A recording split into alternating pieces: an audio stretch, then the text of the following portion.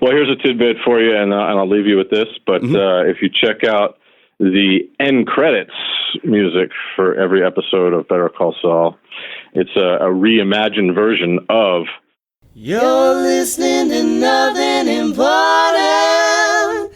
Please enjoy the show. That's great. That works.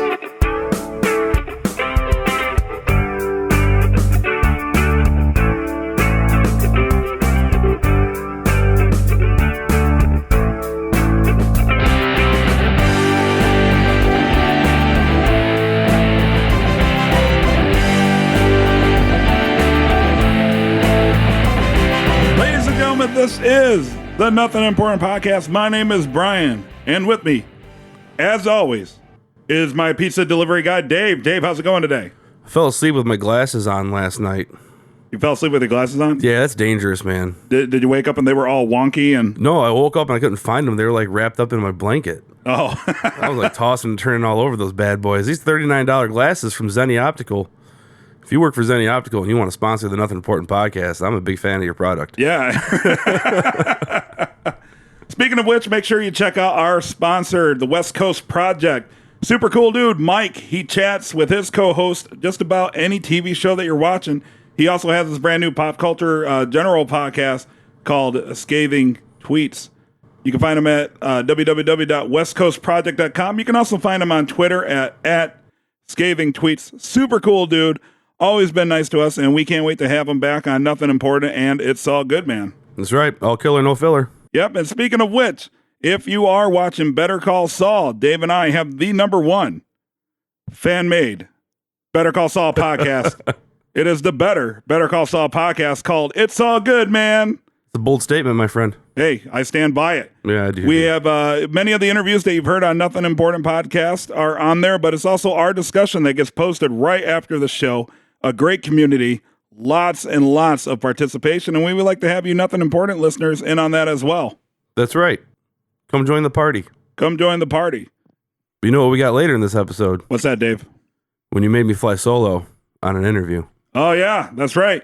Coming up, we have our interview with Dave Porter. He's the he's the composer. He's the composer for Breaking Bad and Better Call Saul and The Blacklist and the brand new 30 for 30 documentary featuring the 85 Bears, which most of our listeners are probably super excited about. Yeah, totally. He composed the music for that too. Yeah, 30 for 30, that's a big deal. I haven't seen any of it, but like everybody talks about how amazing that series is. Yeah, they're getting the best directors around to do a bunch of sports documentaries, and I haven't seen one that I didn't like yet, honestly. Awesome. Yeah. And Dave Porter did the Chicago Bears, which means a lot to us being in Chicago. That's right, being born around that time.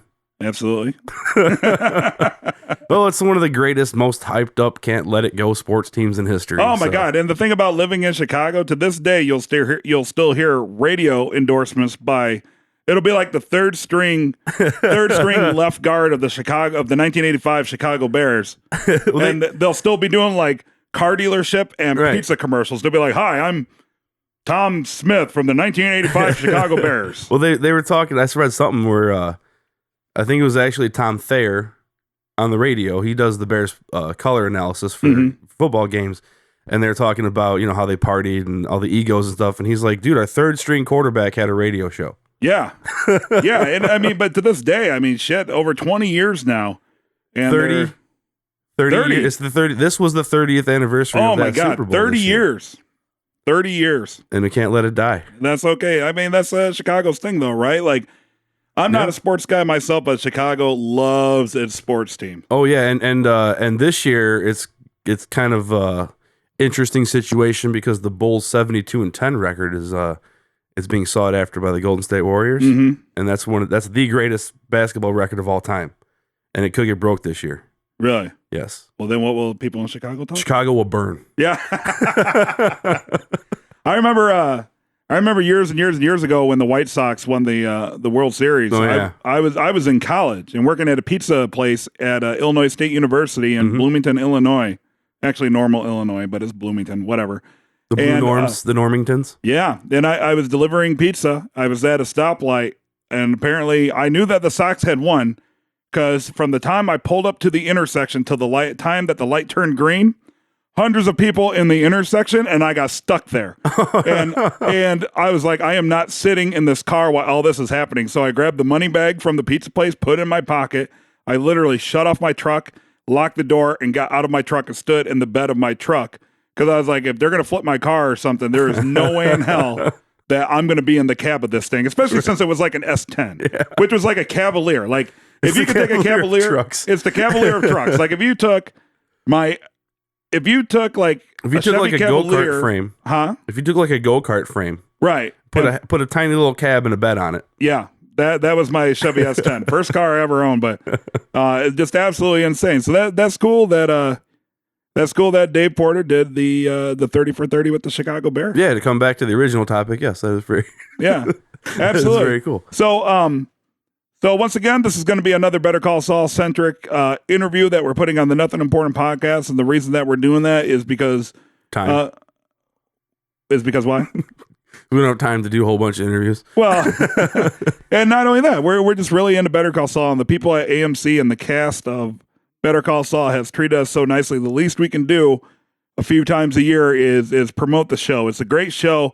And I'll let you in on a little secret, folks. Dave and I have actually seen the first 2 episodes, and I think this is going to be the year where it really starts establishing itself as its own thing. Like, it's obvious that it's in the Breaking Bad universe, right? But from the episodes that Dave and I already saw, it started to expand Saul's or Jimmy McGill's universe. Right. All I can say is that Professor Plum did it in the conservatory with the candlestick. It's always the candlestick. Yes. So, all right. So check out a word from our sponsors, and then we're going to come back with Fake Outrage of the Week, and then it'll be Dave's chat with Dave Porter, composer from Better Call Saul.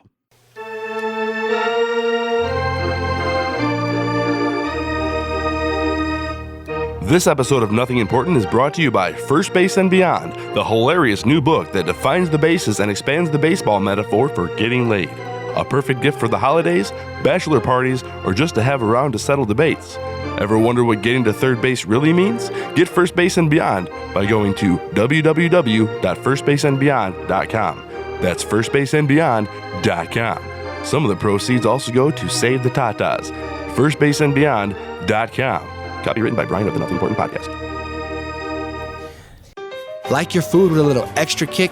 Try Cuban Sriracha, hot sauce by the Pepper Jelly Company out of Miami, Florida. Cuban Sriracha is an artisan sriracha with a Cuban flair will spice up any dish. A family recipe passed down from the Diaz family right to yours. You can taste the tradition and the heat.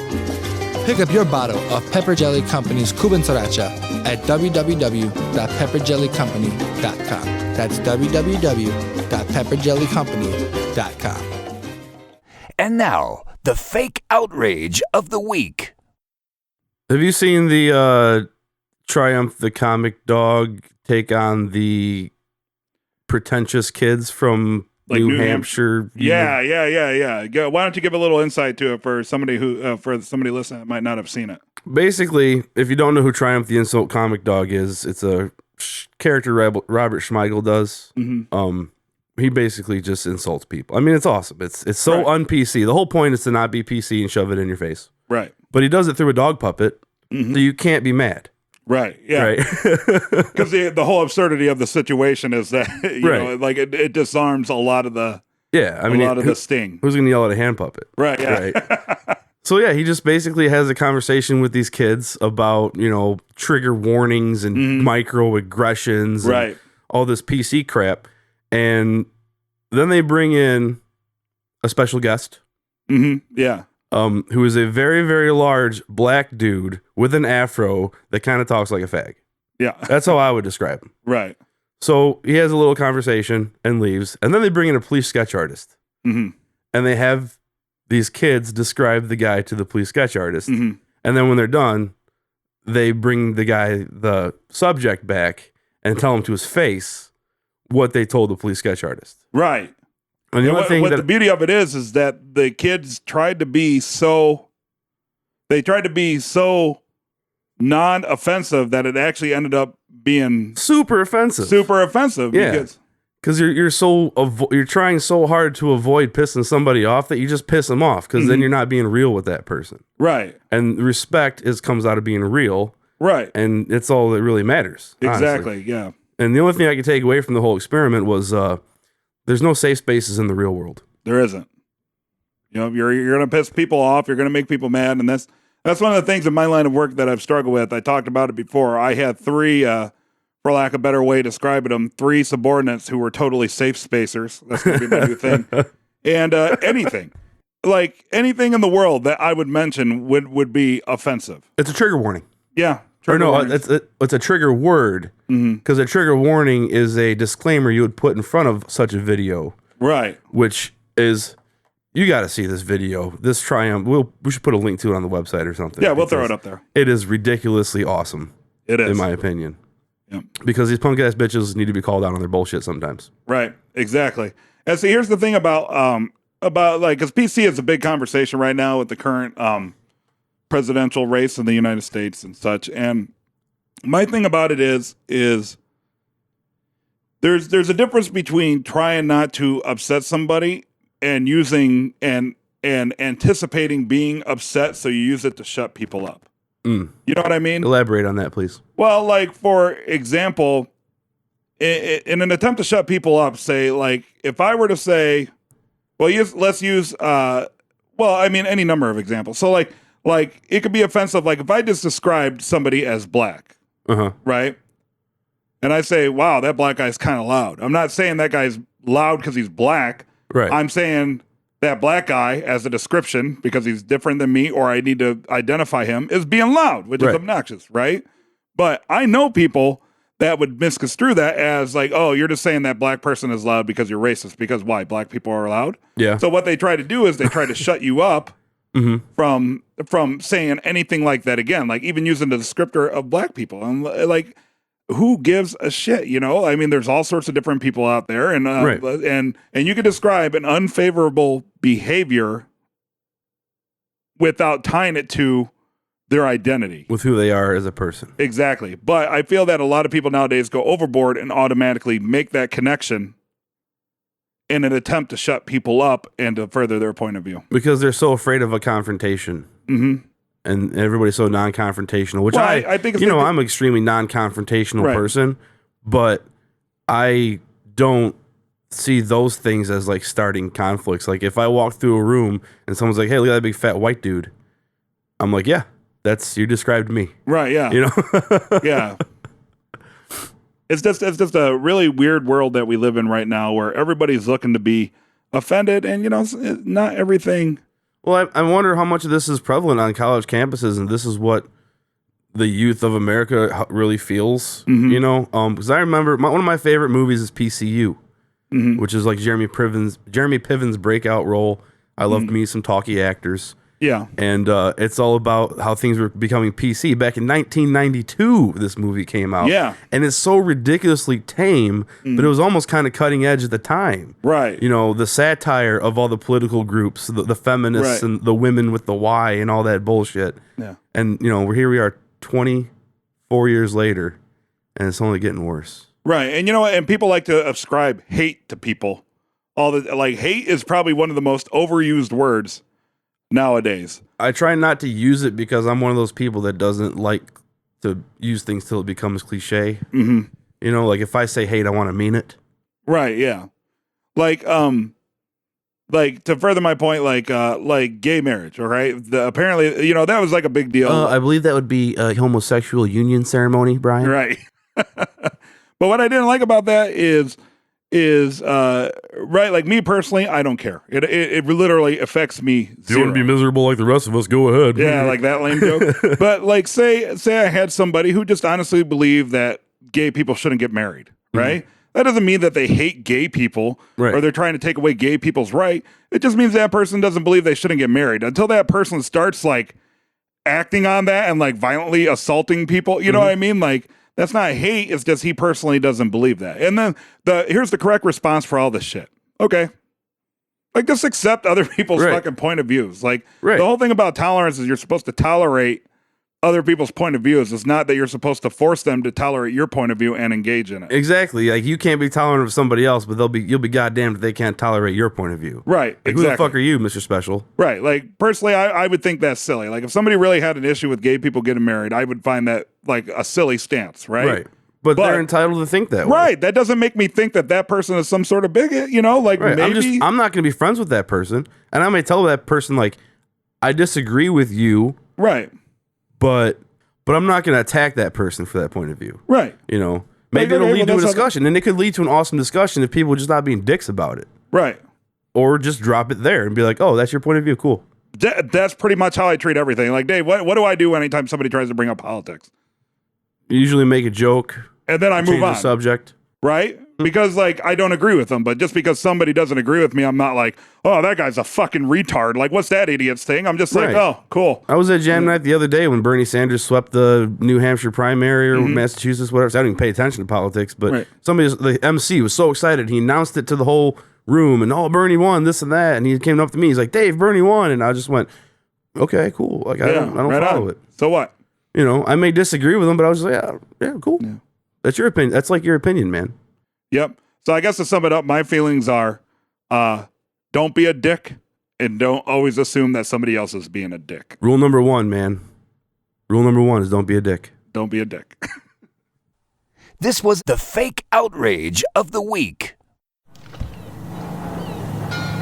Hey, coffee drinkers. Why are you standing in line paying way too much for fast food coffee? Get yourself some real coffee from Tugboat Coffee. Tugboat Coffee is real, direct trade, specialty coffee roasted by master roaster and founder Eric Barkley. I know he does it. I've seen him myself. No more paying $20 for a shot of espresso and a bunch of sugar milk. Get real artisan coffee at www.tugboatcoffee.com. That's www.tugboatcoffee.com. Ladies and gentlemen, on the Someone Important hotline, we have ASCAP Composer's Choice winner, Best Television Composer of 2013, Dave Porter, who does the music for Better Call Saul. Welcome, Dave. Thank you. Very nice to be here. So the first thing that I want to mention, actually, is is Bryan Cranston saying that you worked on Breaking Bad and your music was like another character. And honestly, I think that's probably one of the coolest compliments that you can get from someone involved in your show. Yes, not to mention a however many time Emmy winner he was. So yes, no, very very kind words from Mr. Cranston, and he's quite a gentleman. And obviously, the Breaking Bad would not be Breaking Bad without him. But I was so amazingly fortunate and thrilled to be a part of that experience with him. And the ASCAP award, that would be from like season 5 of Breaking Bad? Yeah, so that was a new award that they recently instituted for ASCAP members. And for those who don't know, ASCAP is it's not exactly a union, but it's a performing rights society that many composers belong to. And it's a peer chosen award for among us television and film composers. So it was very, very nice and very humbling to have my fellow compatriot composers around the country deign that my work on the end of Breaking Bad, and by that time I had also begun work on The Blacklist. So that was all wrapped up in that. But I was very, very, very honored by that. Yeah, that would be more a meaningful award as something coming from your peers instead of like a society or an academy or something. Exactly. I mean, these are people who know what it takes to do what we do, and the hours and all of the less pretty parts of the job, of which there are many. I would say that they're probably more critical too, because they know what the standards are and how difficult it is to meet the professional standards of production and music and stuff. I think so. Yeah, I think that's true, and I think that they also understand better than anyone else that my job is very much a collaborative one. Mm-hmm. It's not, composers for film and TV don't just run out there and do whatever they want to do. That's not the point of the job. The point of the job is to work in concert with the director or the showrunner of whatever you're working on to bring their vision to life. Right. And so your ego has to take a back seat a lot of the time. And you are there to be in service of the greater good, which is to create, hopefully, some sort of memorable piece of entertainment that fires on all cylinders. Well, I would imagine that for the most part, the music is there to kind of drive the script, to create the mood, the environment, audio environment of the story. Has there been any times where maybe you've come up with something in the score, something that triggers something in the writers or the producers or something that says, wait a minute, maybe we should adjust something because this is just kind of going a certain direction and I like it? This is a really good question. I would say probably not in the short term, because for one thing, that's more difficult. Yeah. Yeah, composers are last in the process. We're sort of the cherry on the cake, on the ice cream sundae, and just in terms of the process of how a television show gets made. Certainly there are some times when, for example, a composer can craft some great piece of music, and then that needs to end a certain way, and they can change the edit, close to the end to make sure it hits just perfectly in tempo or something like that. That happens sometimes. But most of the time we're adhering to what's already been done. It's a sort of our job to reinforce the great work of the actors and the script writers and the editors and all the people who've come before us in the process. But I will say there's sometimes too, for example, Vince Gilligan, for example, is always super open to everybody's ideas, which is so cool. Yeah, and I've definitely showed him things in advance. I said, hey, here's something that can be done just to keep in your brain for next season or 2 seasons from now, in the thought that maybe this is a germ of an idea that you guys can run with and down the road, and that's always fun too. Yeah, that's cool. That really taps into, I don't know, kind of motivates you a little bit, I guess, and it's to feel that you are appreciated, because everyone speaks. We've interviewed a lot of the actors so far. And everyone speaks so highly of the production team that they're just these great people, and they're so nice, and they're kind of writing it as it goes, so nothing's really set in stone to where the story is going to be, other than the fact that as far as Better Call Saul is, that he's going to be Saul Goodman and meet Walter White. But right. Yeah, they're just so open, and and everyone is so excited to work on both shows, and they kept a lot of the same crew. Is the music department also still mostly the same crew? It's entirely the same. Yeah, no one has changed at all. So the music supervisor, Thomas Golovich, who chooses the licensed music, the pre-existing music for the show, is still with us. Our music editor, Jason Newman. So yeah, it's entirely the same team, and it was particularly bizarre at times in the first season, especially Better Call Saul, sitting in our meetings, because it really just felt like Breaking Bad season 6. And we're looking around. I mean, they had some newer, swankier offices, but other than that, it was all the same faces. And in truth, that was one of the big difficulties creatively for many of us, to not continue jumping into Better Call Saul. Difficult to create its own thing.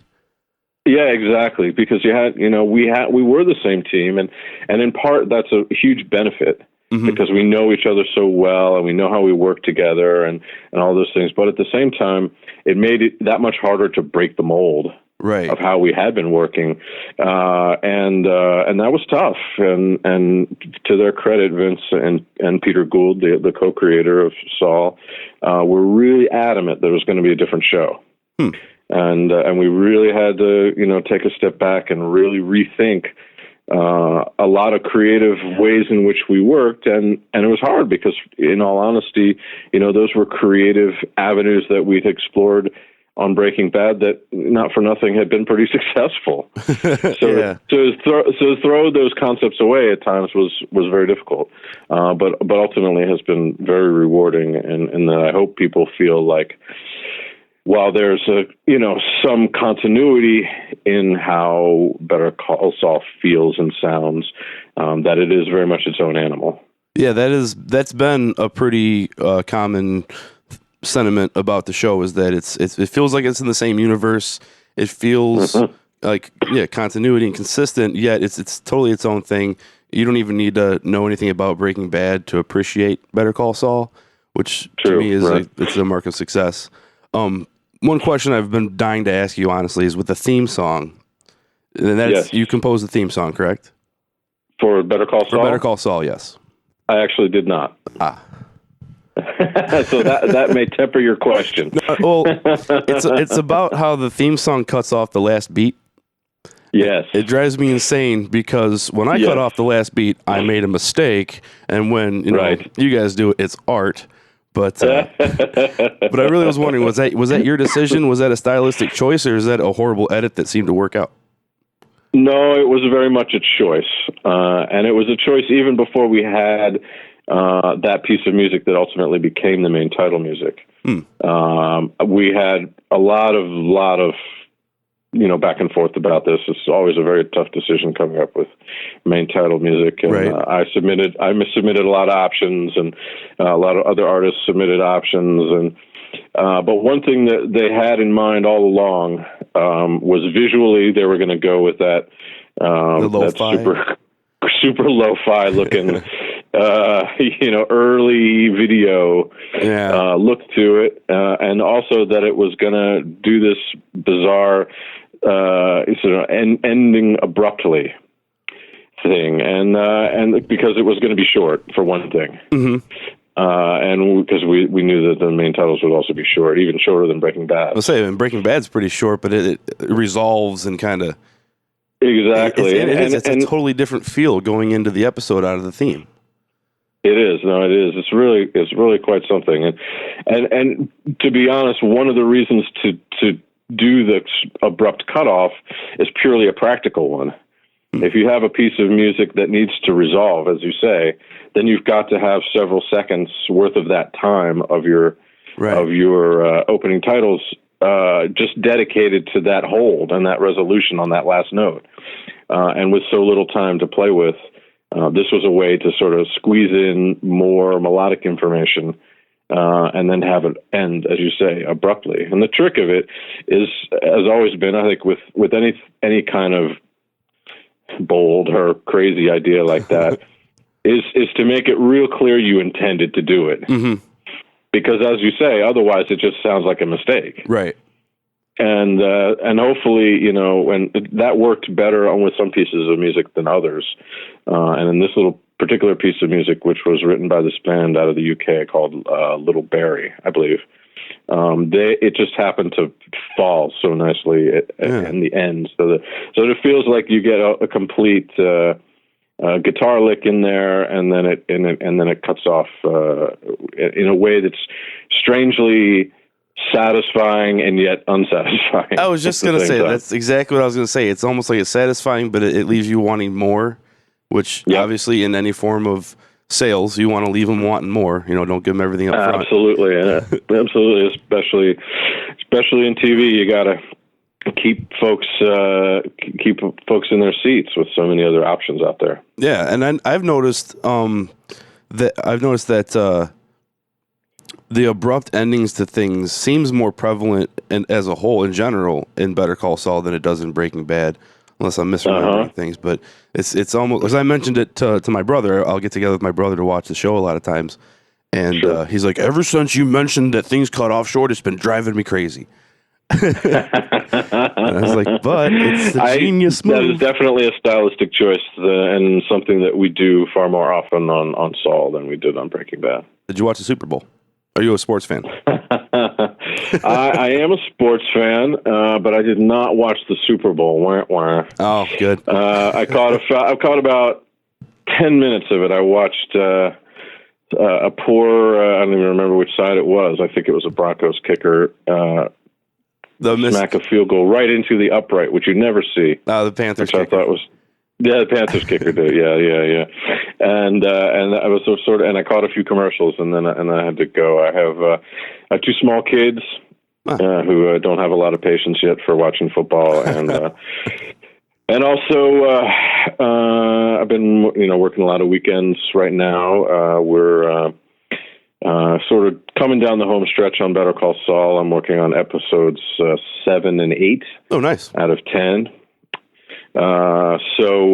We're getting into some great meaty stuff here, and it's a lot of work. Do you have a lot of like extra work, like extra features, web content, stuff like that? Does that keep you busy in the off season, or do you? I know you're doing 2 shows. You're doing 2 shows right now with the Blacklist. Yeah. So it's funny. It used to be that the TV schedules were very static, and you always knew when TV would be going, and TV composers kind of worked in a school schedule, starting in end of August and ending in May, and then had some time off in the summer to try to fill with some other things. And that's the case with my network show, my NBC show, The Blacklist, which kind of runs continually from August to May. But the cable shows now just they go into production whenever they can, and it's kind of all over the place. Last year at this time, I was doing a show for Stars called Flesh and Bone, which actually just finished airing in the autumn. And so now I've been on Saul since early December, and that will take me into early March.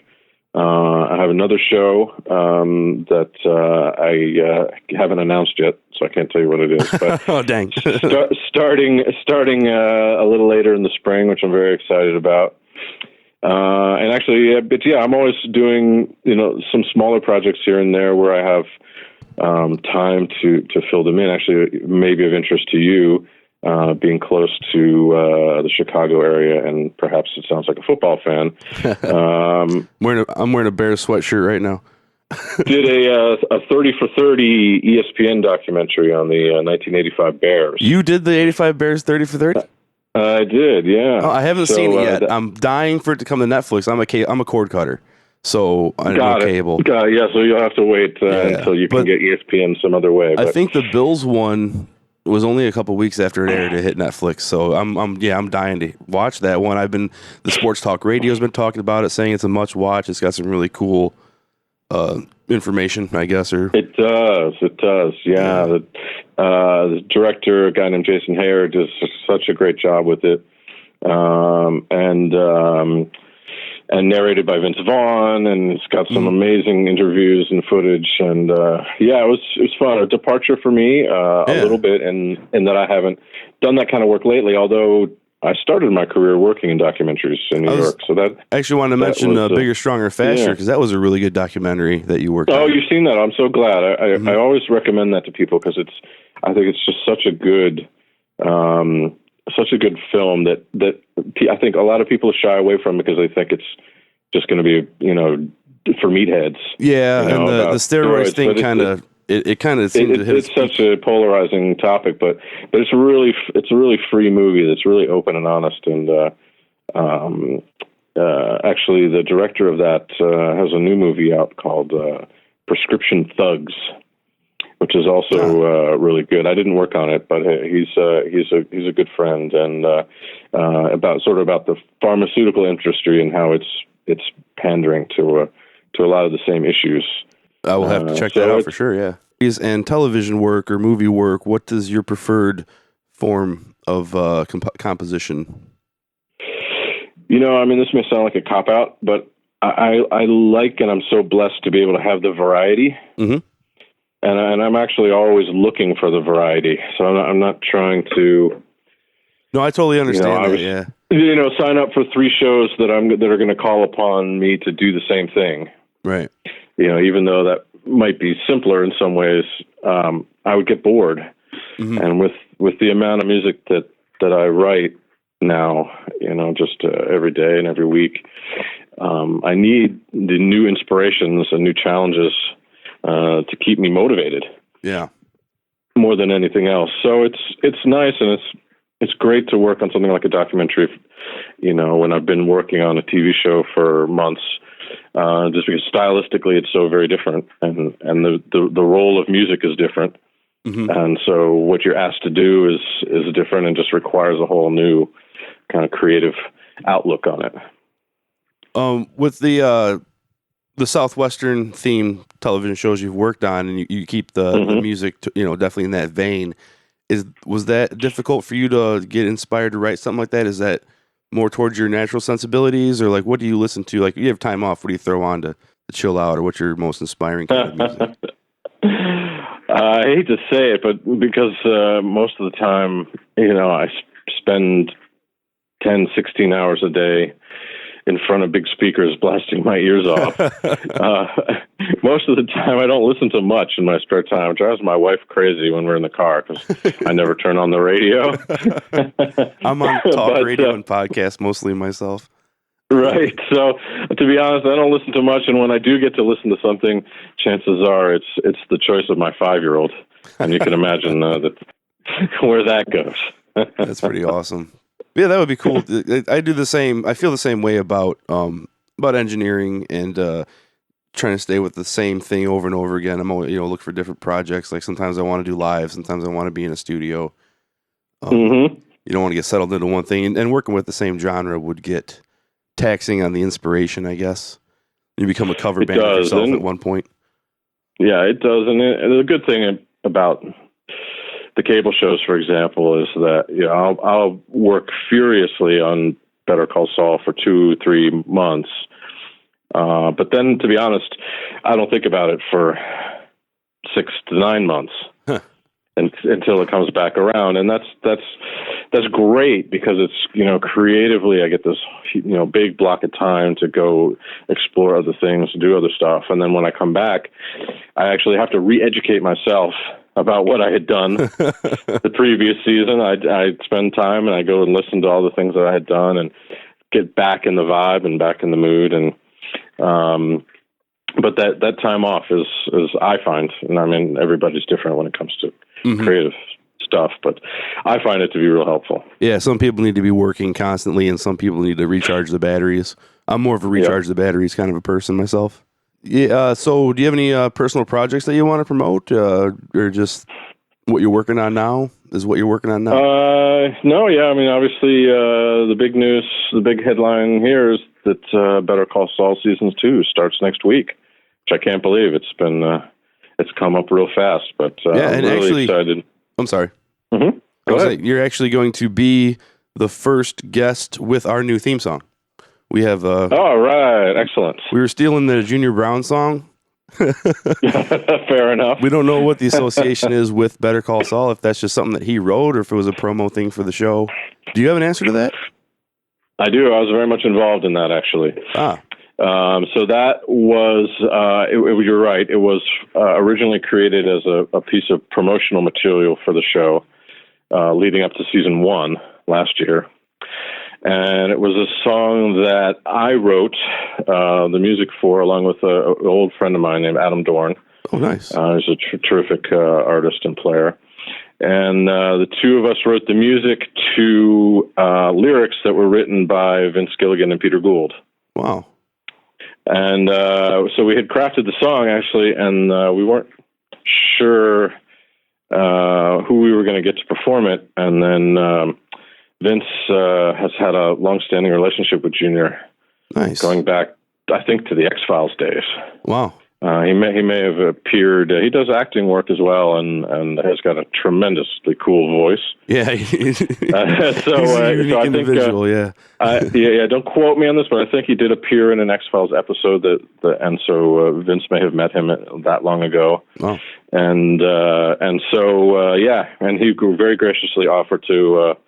He was touring at the time to come to LA, and we recorded him singing and playing his super special guitar. Yeah, and it came out great. He's definitely a close connection to our crew and an inspiration to us. That's awesome. And, that's a good choice. Yep. I think it's a good choice because I use that solo as the outro to the show.